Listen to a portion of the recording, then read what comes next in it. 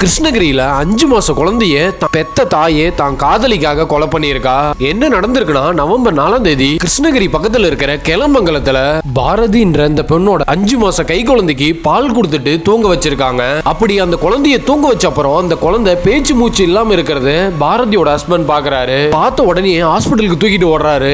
Doctor அந்த குழந்தைய check பண்ணி பார்த்துட்டு ஏற்கனவே இறந்து போச்சுன்னு சொல்றாங்க. இதை கொஞ்சம் கூட ஏத்துக்க முடியாத பாரதியோட ஹஸ்பண்டோ கதறி கதறி அழுகுறாரு. ஆனாலும் பாரதியோ பித்து பிடிச்ச மாதிரி இருக்காங்க. குழந்தை இறந்த 2வது நாள்ல இருந்தே பாரதி சிரிச்சு பேசுறதும் யாருக்கிட்டயே கொஞ்சம் பேசுறதுமே பாரதியோட ஹஸ்பண்ட் நோட் பண்றாரு. உடனே அவரு பாரதியோட போனை எடுத்து செக் பண்ணி பாக்குறாரு. அப்பதான் தெரிய வருது, சுமித்ரான்ற 20 வயசு பொண்ணோட தான் மனைவி உல்லாசமா இருக்கிறத அந்த போன்ல பாக்குறாரு. அதோட சுமித்ராவோட பேரை தான் மார்பகத்துல பாரதி பச்சை குத்தி இருக்கிறதுமே பாக்குறாரு. இதெல்லாம் பார்த்துட்டு இருந்த இவருக்கு இன்னும் மிகப்பெரிய அதிர்ச்சியா ஒண்ணு தெரிய வருது. அதுதான் பாரதியும் சுமித்ராவும் உல்லாசமா இருக்கும் போது இந்த குழந்தை டிஸ்டர்பன்ஸா இருக்குதுன்றதுக்காக தான் பாரதி குழந்தைய கொலை பண்ணியிருக்காங்கன்னு சொல்லி தெரிய வருது.